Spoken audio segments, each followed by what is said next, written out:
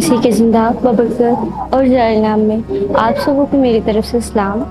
आज सुबह खुदा उनके पाक कलाम में से ज़बूर 27।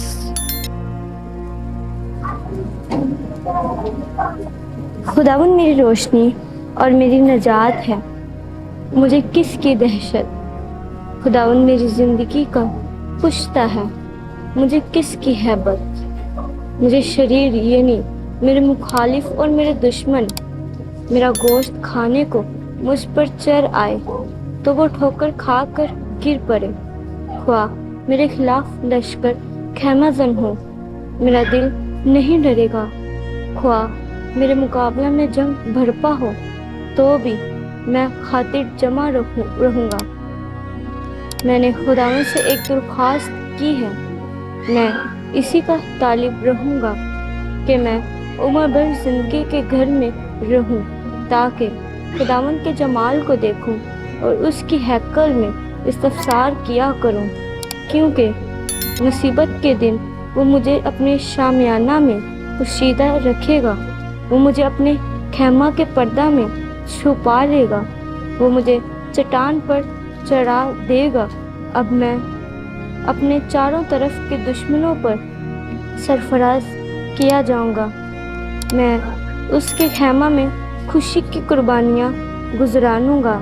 मैं गाऊंगा, मैं खुदावन की मदद सराई करूंगा। ऐ खुदावन मेरी आवाज़ सुन, मैं पुकारता हूँ, मुझ पर रहम कर और मुझे जवाब दे। जब तूने फरमाया कि मेरे दीदार के तालिब हो तो मेरे दिल ने मुझसे कहा, ऐ खुदावन मैं तेरे दीदार का तालिब रहूँगा। मुझसे रूपोश ना हो, अपने बंदा को कहर से ना निकाल।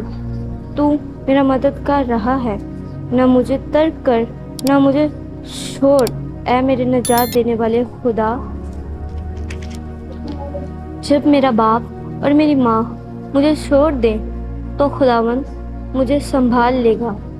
ऐ खुदावन मुझे अपनी राह बता और मेरे दुश्मनों के सबब से मुझे हमवार रास्ता पर चला। मुझे मेरे मुखालिफों की मर्जी पर ना छोड़, क्योंकि झूठे गवाह और बेरहमी से हुंकारने वाले मेरे खिलाफ उठे हैं। अगर मुझे यकीन ना होता कि जिंदों की ज़मीन में खुदावन के एहसान को देखूंगा तो मुझे गश आ जाता।